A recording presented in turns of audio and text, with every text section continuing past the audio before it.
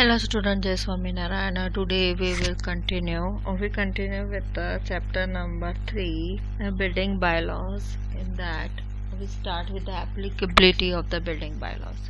The building bylaws are made applicable under the following 3 circumstances. Addition and alteration to a building. Addition or alteration क्या है? If the owner desires to make the certain additions, alterations, modification or extension to a building, the plan showing the proposed work should be got prepared from the licensed person for the submission to the concerned authority, and the owner can carry out such additions, alteration, etc. only after getting his plan approved by the concerned authority. The owner can carry out such additions and alteration if only after getting his plan approved by the concern. और आपको क्या है, कोई कुछ भी addition alteration करना है तो भी आपको फर्स्ट ऑफ ऑल आपका प्लान प्रिपेयर जो भी है वो पास करवाना पड़ेगा, अप्रूव करवाना पड़ेगा। बाद में आप कुछ भी एडिशन और ऑल्ट्रेशन कर सकते हो।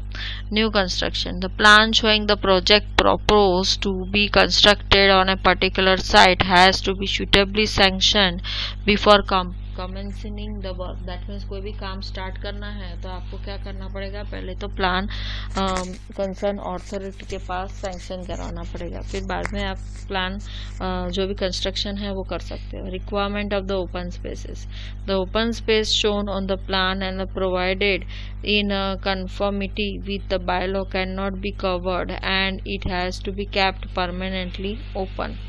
Okay, if the bylaws is subsequently amended and if it becomes legal to cover the open spaces, the same can be carried out only after getting the approval of the concerned authority. आपको बोला है कि भाई open space should be on a plan provided in a conformity with the bylaw cannot be covered. That means जो भी आपको बोला है कि भाई ये open spaces रखना है तो वो परमानेंटली आपको ओपन ही रखना है, वहाँ पे आप कोई कंस्ट्रक्शन नहीं कर सकते। ओके, उसको कवर नहीं कर सकते। और उसको कवर भी करना, ओपन स्पेस को यूज़ करना है तो आपको जो भी अथॉरिटीज है उसके पास उससे आपको परमिशन लेनी पड़ेगी।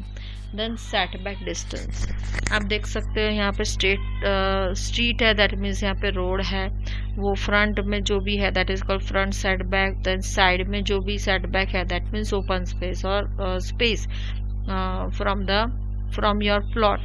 देन रेड यार्ड सेटबैक है। ओके, तो यहाँ पे स्ट्रीट साइड सेटबैक है, फ्रंट लॉट लाइन सेटबैक है, फ्रंट सेटबैक है, this one is side setback and this one is rear setback. Uses of setback, तो मेन सेटबैक का यूज क्या है, तो आप देख सकते हो यहाँ पे मुझे बे विंडो, ये रेड सेटबैक है और ये क्या है, फ्रंट सेटबैक है। फ्रंट सेटबैक में आपको प्लेटर बनाना है, sun shading devices, terrace, bay window वो सब करना है तो आप इसमें कर सकते हो। ओके, रेड सेटबैक में। देन फ्रंट सेटबैक में क्या है, आपको कार पोर्च बनाना है, पेवेलियन बनाना है, bay window, planter, then sun shading devices बनाना है तो इसमें आप ये कर सकते हो।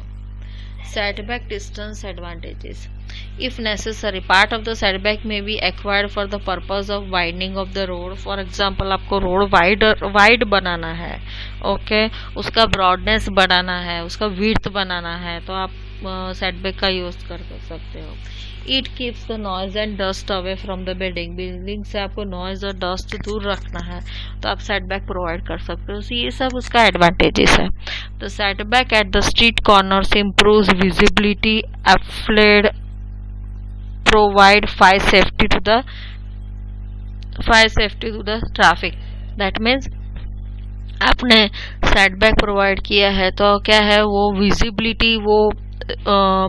Visibility to the traffic, that means और सेफ्टी टू द ट्रैफिक से मुझे विजिबिलिटी और सेफ्टी कम करना है, दैट मीन्स हमारी प्राइवेसी रहनी चाहिए तो वो सेटबैक के हिसाब से होता है। It reduces danger of the fire. Okay, the space of the setback can be used as a parking place और फॉर डेवलपिंग ए गार्डन। तब सेटबैक का किस में यूज़ कर सकते हो, तो आप पार्किंग प्लेस पार्किंग प्लेस वहाँ पे बना सकते हो, देन गार्डन को डेवलप कर सकते हो.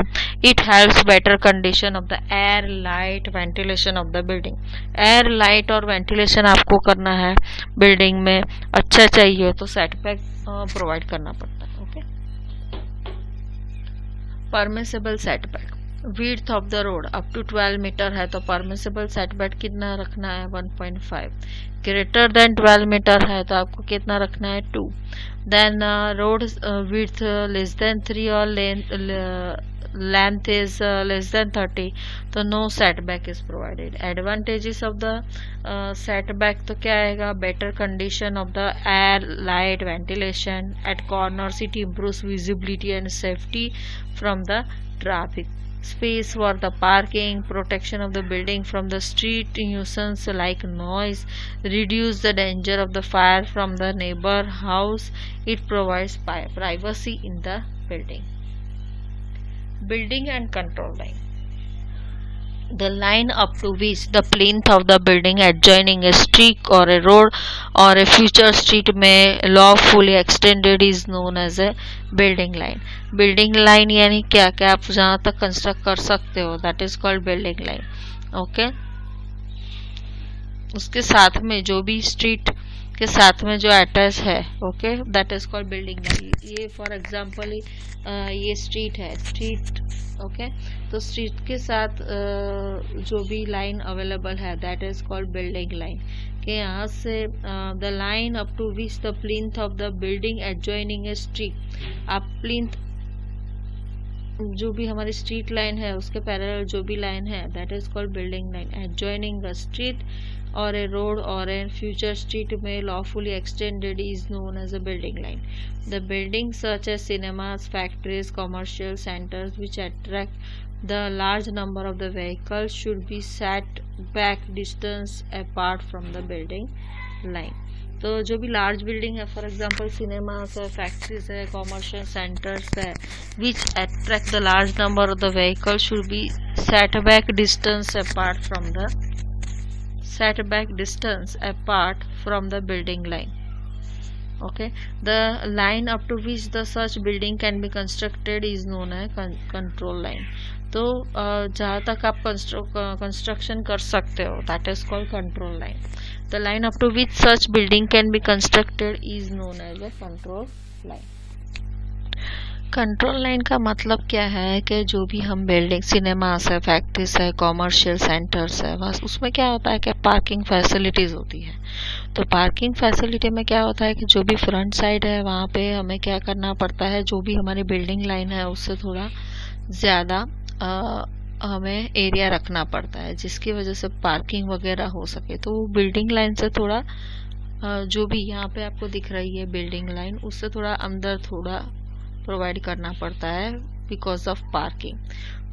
तो ये जहाँ तक हम कंस्ट्रक्शन कर सकते हैं, फॉर एग्जांपल पार्किंग एरिया इतना है तो इतने उसको वो जो पार्किंग एरिया यहाँ पे जो बिल्डिंग लाइन है यहाँ पे इतनी रखनी पड़ती है. Okay, that is called control line. The line up to which the such building can be constructed is known as. इतनी लाइन के बाद इसमें हम जो भी कंस्ट्रक्शन करते हैं तो ये फॉर एग्जांपल एक एरिया है, ये यहाँ पे प्लान है बराबर, और यहाँ पे आपने बिल्डिंग लाइन यहाँ तक, कंट्रोल लाइन यहाँ तक रखी तो आप इस एरिया में इतना कंस्ट्रक्ट कर सकोगे. That is called control line. और बिल्डिंग लाइन यानी यहाँ से यहाँ तक. ओके, तो बिल्डिंग लाइन में आप कंस्ट्रक्शन इतना कर सकोगे. और इसमें भी हमें प्लानिंग अकॉर्डिंग टू बायलॉज करना है कि फॉर एग्जांपल ड्राइंग रूम इतना रखना है, किचन इतना रखना है, जो भी हमें जो भी क्राइटेरिया दिया है, जो भी हमें रूल्स रेगुलेशन दिया है उसके हिसाब से हमें प्लानिंग करना है. Okay, then next building and control line. Okay, तो बिल्डिंग लाइन ये रही, आपको दिखाई देगी यहाँ पे, that is called building line. Building line, then यहाँ से ये बिल्डिंग लाइन, ये सब क्या दिखाई है, बिल्डिंग लाइन है. Okay, the next one is light plane. Light plane का मतलब क्या है कि हमें जो लाइट प्लेन क्या है फर्स्ट ऑफ ऑल, तो जो भी हमारा centre rear boundary and horizontal line, for example setback यहाँ पे प्रोवाइड किया, राइट ऑफ वे है, देन अगेन सेटबैक यहाँ पे एक बिल्डिंग से दूसरे बिल्डिंग का एंगल कितना रहना चाहिए। फॉर एग्जांपल यहाँ पे एक बिल्डिंग का कॉर्नर है, यहाँ से हम एंगल ले जाओ दूसरा बिल्डिंग का जो टॉप है वहाँ तक, तो वो कितना एंगल होना चाहिए, 63.5 डिग्री होना चाहिए। यहाँ पे भी ऐसा ही, एक बिल्डिंग से दूसरे बिल्डिंग का इंक्लिनेशन में जो भी कॉर्नर है, एक बिल्डिंग का बॉटम तो दूसरी बिल्डिंग का टॉप, तो वो इंक्लिनेशन कितना रखना चाहिए, that is called setback. Setback यानी जो भी हम स्पेसिंग रखते हैं, जो भी हम आगे फ्लोर कंस्ट्रक्ट करते हैं। फॉर एग्जांपल यहाँ की बात करें तो यहाँ पे 3 फ्लोर कंस्ट्रक्ट किया, फोर्थ में क्या किया, बालकनी प्रोवाइड किया, अगेन इसमें क्या किया, बालकनी प्रोवाइड किया। ओके, तो क्यों यह जो भी ओपन स्पेसिस हमने रखी, that is called setback. Floor wise जो भी हम स्पेसिंग रखते हैं, दैट इज कॉल्ड सेटबैक। और लाइट प्लेन, प्लेन जो भी है, ओके, वो एस 63.5, दैट मीन्स आपको जो भी फ्लोर कंस्ट्रक्ट करना है, तो फॉर एग्जांपल फ्लोर नंबर 1 में आपने इतना किया, फिर सेकंड फ्लोर किया, उसमें स्पेसिंग इतना रखा। ओके, तो हम यहाँ तक स्पेसिंग नहीं रख सकते, हमें थोड़ा अंदर रखना पड़ेगा, because according to line plane जो भी हम एंगल ले रहे हैं 63.5 डिग्री, ओके, तो उसके बाहर हम कंस्ट्रक्शन नहीं कर सकते। ओके, दैट मीन्स हम ये जो वॉल है यहाँ से यहाँ तक कंस्ट्रक्ट नहीं कर सकते, that is called light plane. It does not allow the tall buildings to grow nearby building of the lesser height. That means कोई नज़दीक में जो भी बिल्डिंग है वो उसकी हाइट कम है, तो उसके नज़दीक में हम टॉल बिल्डिंग नहीं कंस्ट्रक्ट कर सकते। Then it establishes minimum standards in terms of light, air, space, thereby create a healthy conditions. ये एयरप्लेन अथवा तो लाइट प्लेन रखने का मतलब क्या है कि जो भी हम बिल्डिंग प्लान कर रहे हैं उसमें light, air, space, okay, ventilation, वो सब जो भी है नेचुरल रिसोर्सेज है उसका हम यूज कर सकते हैं। It controls the setback from the roads, then it helps to construct the building with uniform height and the harmonious grouping makes the street picture as pleasing as possible. Okay, FSI, the next one is floor space index. Floor space index or FSI, floor area ratio, is the total ratio of the cumulative area of all the floors from all the buildings to the size of the land on which such buildings are made. Okay, how is floor space index calculator, कैसे calculate करते हैं, तो floor area ratio, तो total covered area on all the floors of all the buildings on a certain plot, or gross floor area divided by area of the plot. The number of basically defined the maximum floor space or area you can build on your land with respect to the plot area that you have.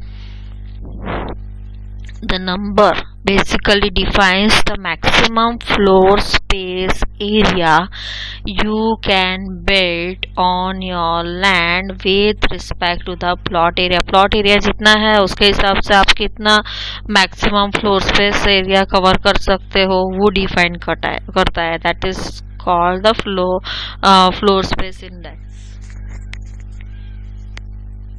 Plot area में कितना floor cover होना चाहिए, कितने floor पे हम construction का कितने floor area में कंस्ट्रक्शन कर सकते हैं वो डिसाइड होता है इससे। Okay, the next definition related to built up area, super built up area, RERA built up area. The area covered by the building immediately above the plinth level, that is called built-up area. So it is also known as a covered area. तो details to be built-up area में क्या include होता है, basement.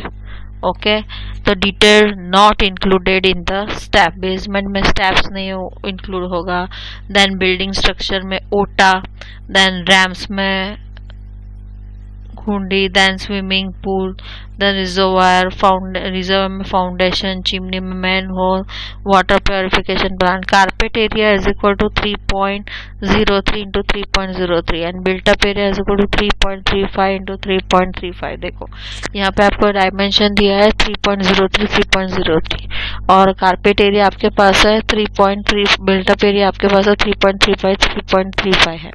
Okay, तो built up area divide by carpet area, built up area divide by carpet area तो कितना होगा 1.206. तो सुपर बिल्टअप एरिया और saleable area is equal to 1.3 into carpet area. So 1.3 saleable or built up area is equal to 12.0925 divided by 11.2225. Okay.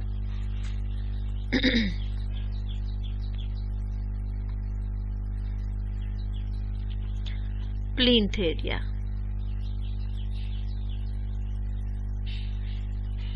Built up area में details to be included: basement, building structure, swimming pool, reserves, water purification plant not included. Okay.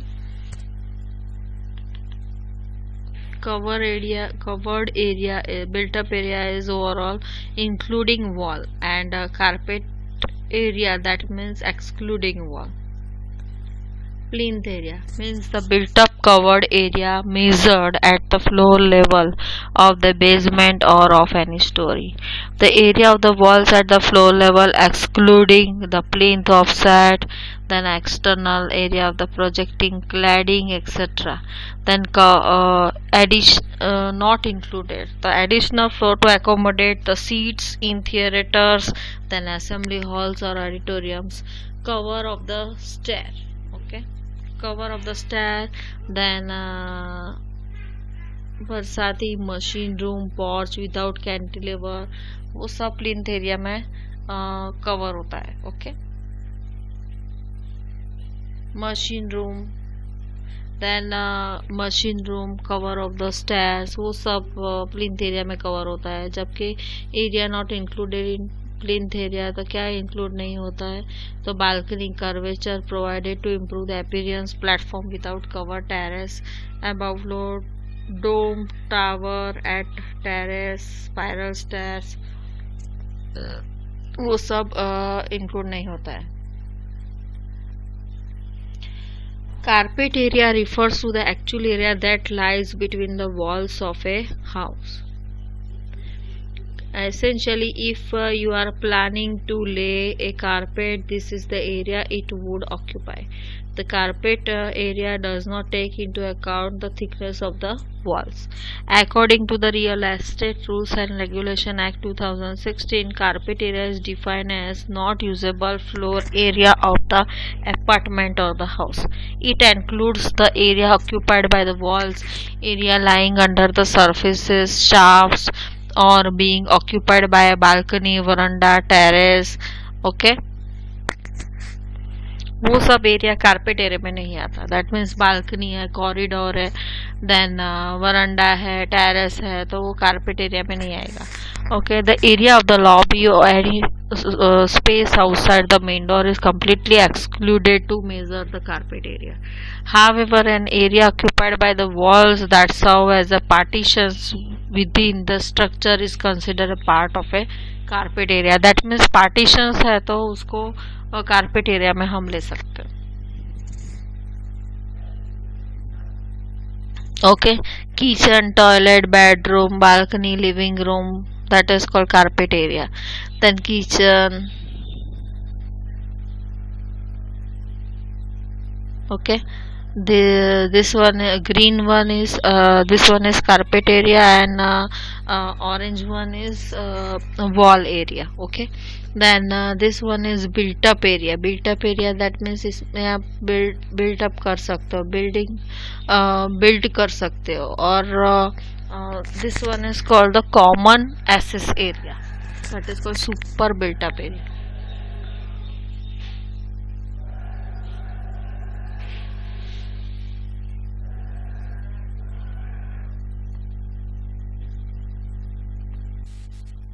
the difference between carpet area, built up area and super built up area. Okay, the carpet area, the area that can be covered by a carpet, that is called carpet area. Difference between the carpet area, built up area and super area. तो क्या difference है? The carpet area that is area that can be covered by a carpet. Okay, it helps you know the actual usable area in the kitchen, room, hall, that is called carpet area. Carpet area plus wall area, that is called built up area. That means जो भी carpet area में wall को include करे तो क्या आएगा? built up area. Then built up area plus common area जो भी है that is called common area. यहाँ पे दिख रहा है that is called common area. जो blue एरिया के बाद जो भी बाहर दूसरा एरिया दिख रहा है that is called common area. तो वो सबको इंक्लूड करे तो क्या आएगा? Super built up area.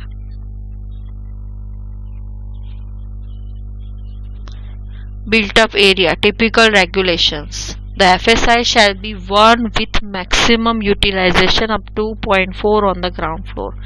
Area of plot less than 200 metre square है तो मैक्सिमम परमिसेबल कवर्ड एरिया कितना होना चाहिए? 66.67% of the plot area on the ground floor and first floor.